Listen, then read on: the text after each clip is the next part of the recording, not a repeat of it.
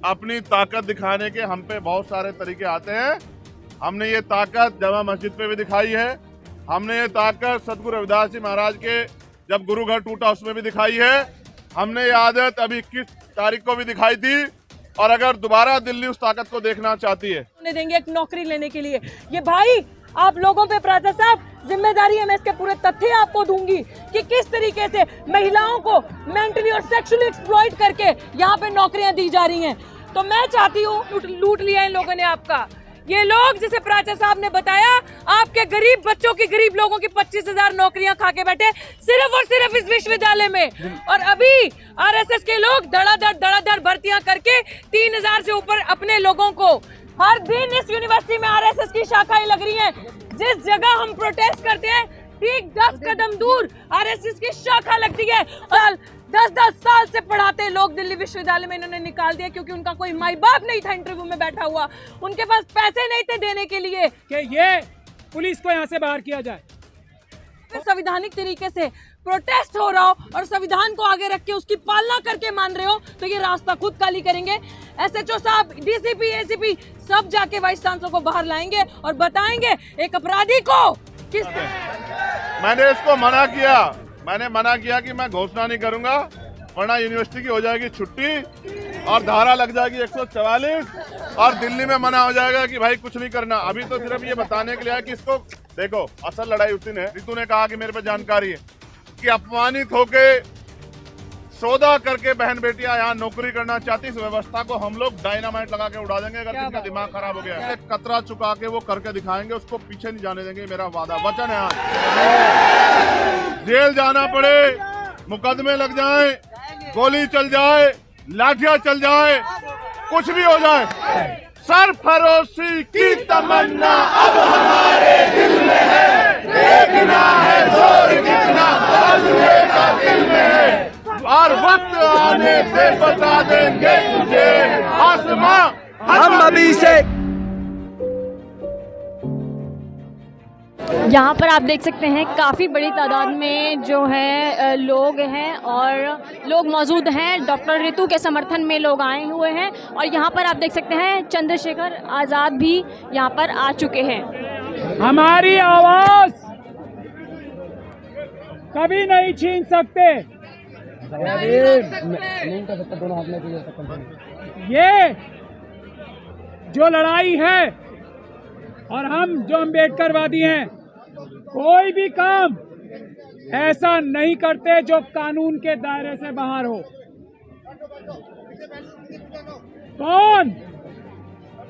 कौन कानून पे चल रहा है, कौन कानून पे नहीं चल रहा है, इसका मापदंड तय करने के लिए ये देखा जाना चाहिए कि हम लोग क्या कर रहे हैं। जो हम लोग कर रहे हैं वही संवैधानिक रास्ता है। जो अम्बेडकरवादी नहीं है वो जो करते हैं वो गैर संवैधानिक, गैर कानूनी काम होता है। आज जो हमारी मांगे हैं क्या है, वो 25,000 से ज्यादा बैकलॉग को देना हमारे बहुजनों के टीचर्स को। दिल्ली में, सिर्फ दिल्ली यूनिवर्सिटी में ये जो डॉक्टर रितु है ना, ये इस चीज की लड़ाई लड़ रही है, अपनी एक नौकरी की नहीं लड़ रही। जय भीम। इन्हें दुनिया की किसी भी यूनिवर्सिटी में नौकरी मिल सकती है और सविता रॉय जिन्होंने इसको बाहर निकाला है उन्हें सिर्फ किसी जेल में जगह मिल सकती है क्योंकि वो क्रिमिनल हैं। जय भीम। चाहे प्रोफेसर लक्ष्मण यादव हो, चाहे हमारा छोटा भाई रोहित वेमुला जो टॉपर था वो इनसे कहीं ज्यादा अच्छे हैं जो लोग कब्जा करके बैठे हैं। तो ये 25,000 नौकरियां जिन्होंने चुराई हैं, लूटी हैं, डकैती मारी है, वो कानून तोड़ रहे हैं या जो चोरी की है उसको पकड़वाने वाले कानून तोड़ रहे हैं, ये बात है पहली। तो हम लोग वो चोरी पकड़वाने का काम कर रहे हैं। जय भीम। बोलो भाई जय भीम। एक दूसरा जो एनएफएस है ना, सिर्फ दिल्ली यूनिवर्सिटी में नहीं है, ये 25,000 सिर्फ दिल्ली यूनिवर्सिटी का है जिसकी डॉक्टर रितु लड़ाई लड़ रही है, और ये लड़ाई पूरे देश में ले जानी है। इसके लिए हर एक अम्बेडकरवादी लड़ रहा है, अपने अपने तरीके से लड़ रहा है, लेकिन जो डॉक्टर रितु के आंदोलन ने एक काम किया है, सबकी लड़ाई को जो अलग अलग थी उसको एक करने का काम किया। यह सबसे बड़ी कामयाबी है हमारी। दूसरा, एनएफएस, जो एनएफएस करते हैं चोर बेईमान डकैत वो हैं। हम एनएफएस को खत्म कराने का काम कर रहे हैं, तो हम कानून का पालन कर रहे हैं वो। तीसरा, हर एक यूनिवर्सिटी में 25% कम से कम एजुकेशन फ्री होनी चाहिए, क्योंकि भारत का संविधान वो कहता है, हमारे देश के बजट ये कहते हैं। और उसकी संख्या, जिसकी जितनी संख्या भारी उसकी उतनी हिस्सेदारी हर एक समाजों को उस 25% में कम से कम हिस्सा मिलना चाहिए। ना सिर्फ पढ़ाई का खर्चा, रहने सहने खाने पीने का खर्चा, ये 3 मांगे हैं हमारी। ये सब चोरियां हैं जो हम पकड़ रहे हैं, जो आजादी के बाद से सब चुराई गई।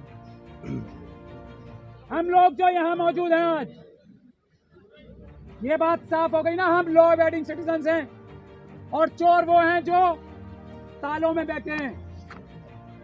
तो हम लोग यहाँ आए हैं, उससे पहले कितनी बार आए, कभी कुछ कानून तोड़ा गया? नहीं।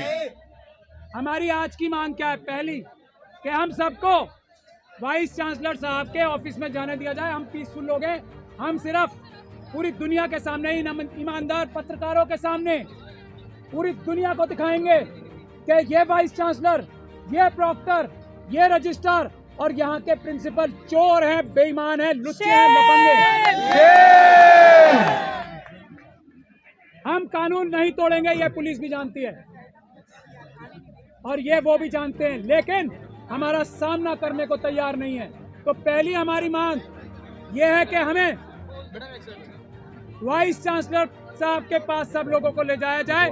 हम इसी तरीके से शांतिपूर्ण ढंग से जमीन पे बैठ के उनसे बात करेंगे और पूरी दुनिया को दिखाएंगे क्या चोरी और डकैती कर रहे हैं लोग। कोई गलत बात है इसमें बता दो। बिल्कुल सही। दूसरी, आपने कभी यूनिवर्सिटी में धारा 144 लगती देखी है? किसी वाइस चांसलर, देखिए यूनिवर्सिटी का कानून ये है, वाइस चांसलर यूनिवर्सिटी प्रशासन के परमिशन लिए बगैर पुलिस यूनिवर्सिटी में घुस नहीं सकती है। क्या है? इस पुलिस को वाइस चांसलर साहब अपने मसलमैन यानी के बाहुबली की तरह प्रयोग कर रहे हैं। ये क्या उचित है? नहीं। क्योंकि पुलिस किसी भी यूनिवर्सिटी में घुस ही नहीं सकती जब तक के यूनिवर्सिटी का प्रशासन उन्हें बुलाए नहीं।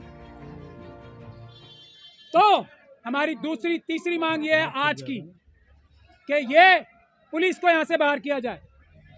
कोई जरूरत नहीं है, हम लॉ एंड ऑर्डर बनाने वाले हैं, तोड़ने वाले नहीं। और ये जो ताले आपने किसी यूनिवर्सिटी में दुनिया में ताले लगे देखे? ये ताले लगाने का काम जो है ये अपराध है। चौथी बात, स्पीकर पे फोन करो। जहां पर 145 दिन तक शांतिपूर्ण प्रदर्शन हुआ था, बताइए ना, पीछे से सिट इन हुआ था, मेरी बात करो। वहां दोबारा लगेगा। जब तक ये बताइए, ये कोई गलत काम है? हम लोग 145 दिन तक वहाँ बैठे थे, हम साथ हैं। वहाँ कोई लॉ एंड ऑर्डर की प्रॉब्लम हुई? हम पे पत्थर फेंके गए, हमारे डॉक्टर रितु को बदमाशों द्वारा धमकियां दिलवाई गई, प्रॉक्टर ने हमले कराए, वाइस चांसलर ने हमले कराए, फिर भी हमने क्या वायलेंस किया? जवाब तक नहीं दिया, चुपचाप हम हर जुल्म सहते रहे। तो ये हमारा आंदोलन वहीं से चलेगा, दुनिया की कोई ताकत रोक नहीं सकती, दिन रात चलेगा। अगर इनमें से कोई भी मांग हमारी गैर कानूनी है तो हमें कोई भी आके यहाँ बताए, और अगर नहीं बता सकता तो हमें रोक भी नहीं सकता। ऐसा मेरा निवेदन है आप सब लोगों से। लेकिन एक गुजारिश है, आप लोग तो कभी हिंसा कर ही नहीं सकते, क्योंकि आप अम्बेडकरवादी हो। ये बात हमें सही तरह पता है, पूरी दुनिया को पता है। जो आरएसएस के लोग हिंसा करेंगे या करते हैं, उनकी भी भड़कावे में आपको नहीं आना है। कुछ भी करें वो, हमारे ऊपर पत्थर फेंके, डंडे चलाएं, लाठी चलाएं, आप लोगों को अपनी बहादुरी दिखानी है। हिंसा नहीं होने दे, ऐसा अपने आप की बहादुरी हमें दिखानी है। किसी भी हालत में इतनी सी भी हिंसा हम आरएसएस के लोगों को ना करने दें, ये हमारी जिम्मेदारी है। हम साथ हैं, हम साथ हैं, हम साथ हैं, बस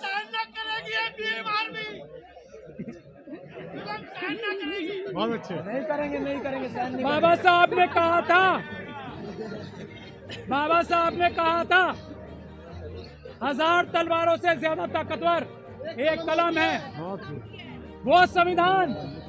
ये संविधान 1000 तलवारों से, 1000 बंदूकों से ज्यादा ताकतवर है।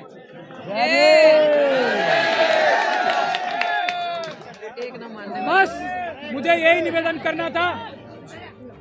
आप डॉक्टर ऋतु को सुने, और पुलिस के लोगों से मेरा आग्रह है, अगर पुलिस के कर्मचारी हमें सुन रहे हो तो जो प्रोटेस्ट में शामिल होने वाले साथी आ रहे हैं उनको रोका ना जाए। मैं जाऊं क्या? उनको इसलिए ना रोका जाए क्योंकि हम वीडियो कॉल करा पुलिस सरकार के लोगों की चालों से अवगत हैं।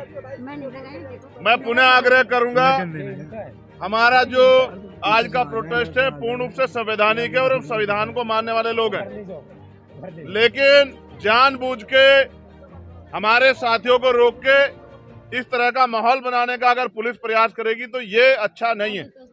इसलिए मेरी पुलिस के साथियों से आग्रह है कि चारों गेटों से जो भी हमारे साथी आना चाहते हैं, वहां हमारी बहनें भी हैं। ऐसी भी खबर मिल रही है कि उन बहनों से बदतमीजी हो रही है, ये हम स्वीकार नहीं करेंगे। इसलिए मेरा आग्रह है कि उन बच्चों को आने दिया जाए, उनको रोका ना जाए। अब मैं आग्रह करूंगा हमारी नेता छोटी बहन ऋतु से कि वो अपनी बात रखें। जय भीम, जय जय जय जय जय भीम। सबसे पहले जितने पुलिस के साथी के पीछे खड़े हैं, हमने 145 दिन धरना किया और बिल्कुल लॉ एंड ऑर्डर मेंटेन करके किया। ये एसएचओ साहब सुन लो, कोई भी साथी हमारा रुकना नहीं चाहिए।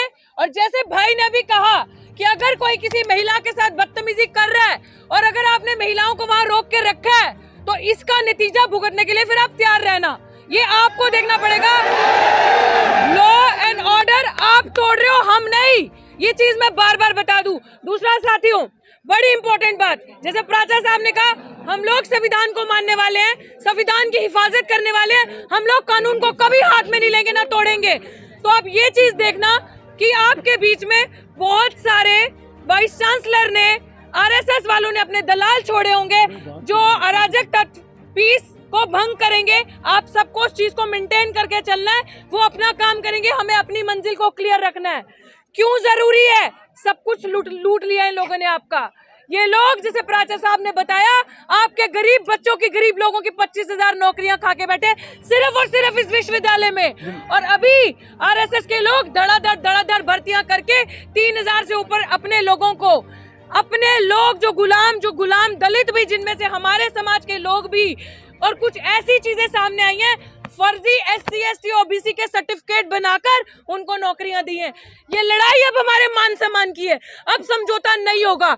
ये पहली बार दिल्ली विश्वविद्यालय में ऐसा नीली क्रांति का इनकलाब आया, फैसला आपको करना है, ये और कहीं नहीं है। इस यूनिवर्सिटी का हर दिन इस यूनिवर्सिटी का भगवाकरण हो रहा है।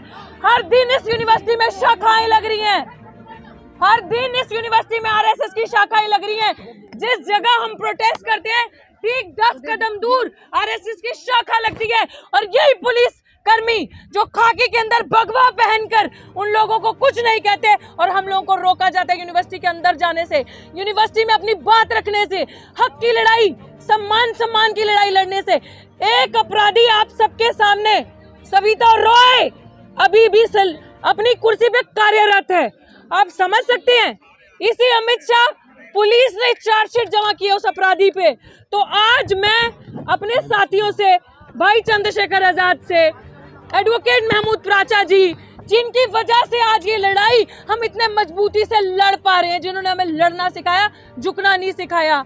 बाकी मेरे भाई अभिजीत जाटव जी, भाई सतपाल जी, सब यहाँ पे हैं। माफ करना अगर किसी का नाम नहीं ले पा रही हूँ, भूल गई सब। ये जो क्रांति अभी यहाँ होने जा रही है साथियों, याद रखना, पहले दिन कहा था सर पे कफन बांध के आए हैं, सफेद नहीं नीला। वापसी का रास्ता हमने नहीं देखा, अब आर पार की बात है। हमारे हाथ में संविधान है। इन लोगों ने, आपके जो शरीफ लोग, शायद उनकी आवाज मेरे जितनी बुलंद नहीं होगी, शायद उनकी आवाज मेरे जितनी ताकतवर नहीं होगी, पता नहीं क्या मजबूरी होगी उनकी कि अगर 10 लोगों का परिवार है तो एक इंसान कमाने खाने वाला है। उन लोगों की थाली से निवाला छीना इन लोगों ने। 22-22 साल, 15-15 साल, 10-10 साल से पढ़ाते लोग दिल्ली विश्वविद्यालय में इन्होंने निकाल दिया क्योंकि उनका कोई माई बाप नहीं था इंटरव्यू में बैठा हुआ, उनके पास पैसे नहीं थे देने के लिए। और एक बड़ी खबर पूरे सबूतों के साथ मैं आपको बताती हूँ भाई, आपके भी संज्ञान में ला रही हूँ। एक रामजस कॉलेज, इस लाल बत्ती पे रामजस कॉलेज में चेयरमैन के साथ सेटिंग करके सब सबूत है हमारे पास। वो काम हम नहीं कर सकते। हमारे बाबा साहब ने बोला है संघर्ष करो, शिक्षित बनो, पढ़ो लिखो। हम नहीं किसी को फोन कॉल आधी रात को 1800 फोन कॉल करके और हम नौकरी लें, हमारे अंदर वो चीजें नहीं है। हम गुलामी नहीं करेंगे, हम अपने कैरेक्टर से समझौता नहीं करेंगे। लेकिन यहाँ पे इस तरीके से नौकरियां दी जा रही हैं, इस तरीके से पैसे से और महिलाओं के मान सम्मान से खेलकर, और हमारे मान सम्मान की लड़ाई हम लड़ेंगे। हम अपनी किसी भी बहन को ऐसा गंदा काम करने के लिए मजबूर नहीं होने देंगे एक नौकरी लेने के लिए। ये भाई आप लोगों पे प्राचा साहब जिम्मेदारी है, मैं इसके पूरे तथ्य आपको दूंगी कि किस तरीके से महिलाओं को मेंटली और सेक्सुअली एक्सप्लॉइट करके यहाँ पे नौकरियां दी जा रही हैं। तो मैं चाहती हूँ, अरे रुक जाओ रे, रुक जाओ,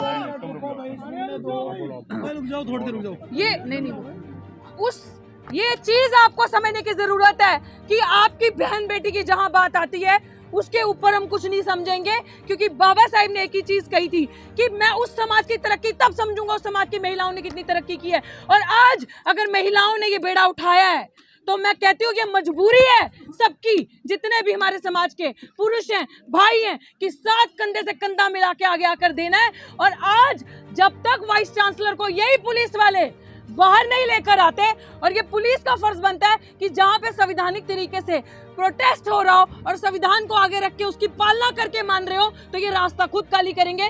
SHO साहब, DCP, ACP सब जाके वाइस चांसलर को बाहर लाएंगे और बताएंगे एक अपराधी को किस तरीके से इन्होंने अभी तक कुर्सी पे कार्यरत रखा हुआ है।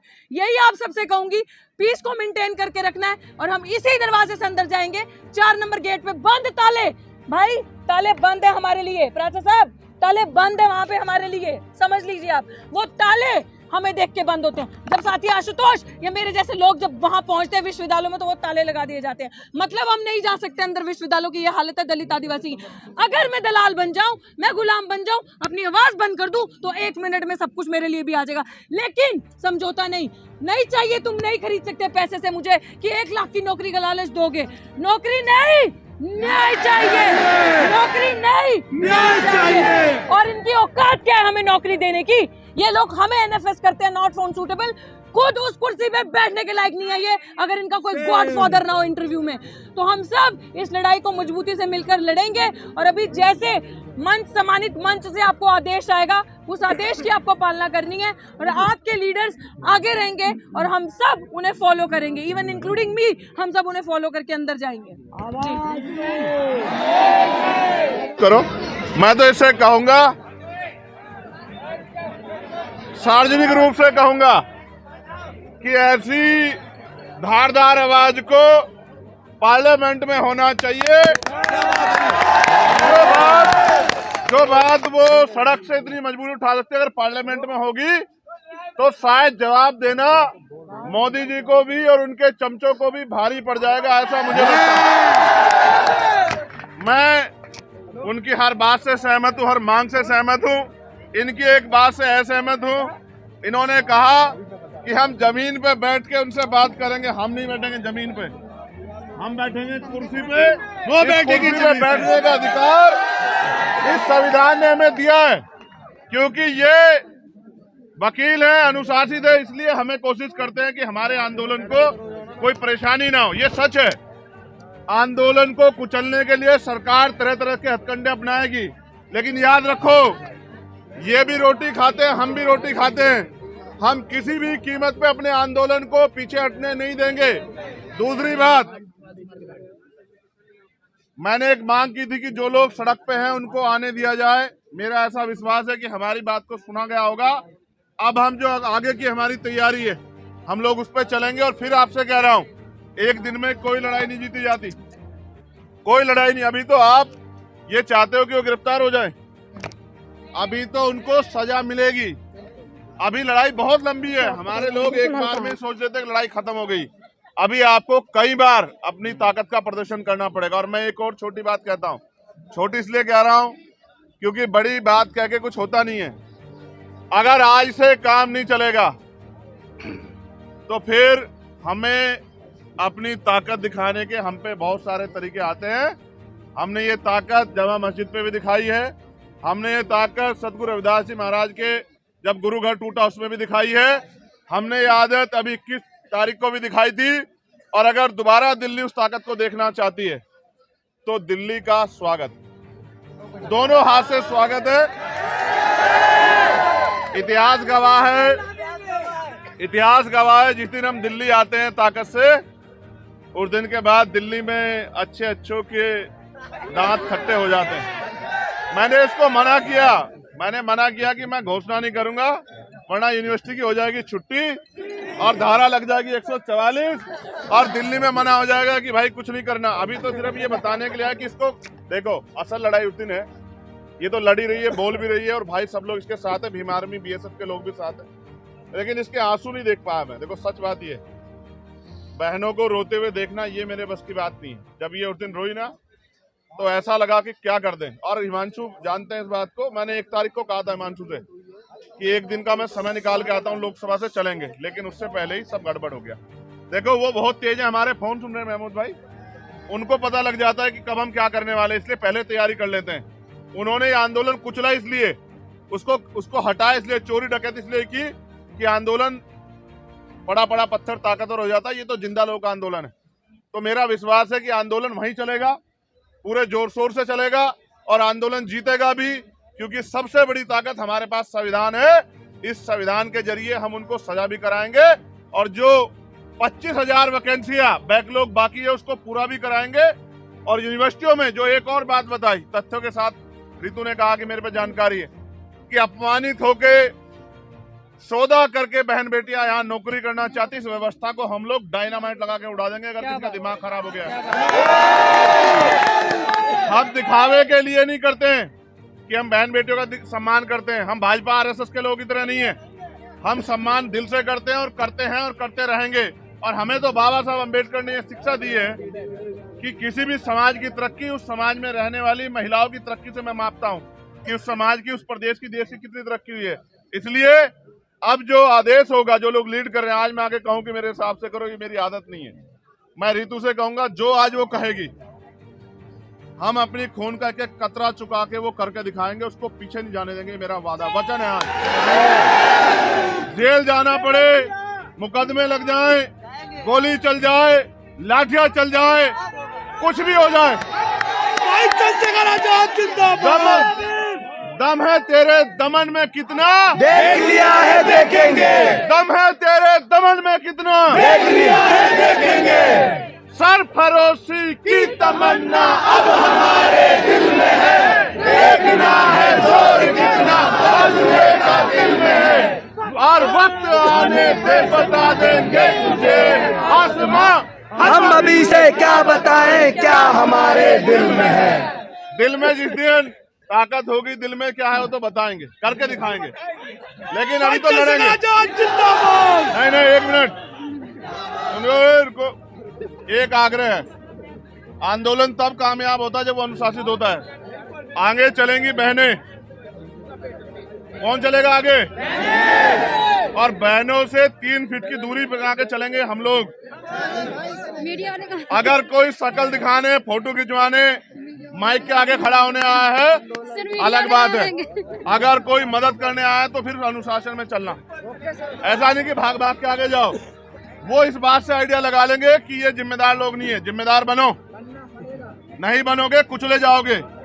एक एक करके सबका नंबर आएगा। इसलिए धन्यवाद और आपसे आग्रह कि जैसा ऋतु आदेश करेगी, हमारे दोनों लीडर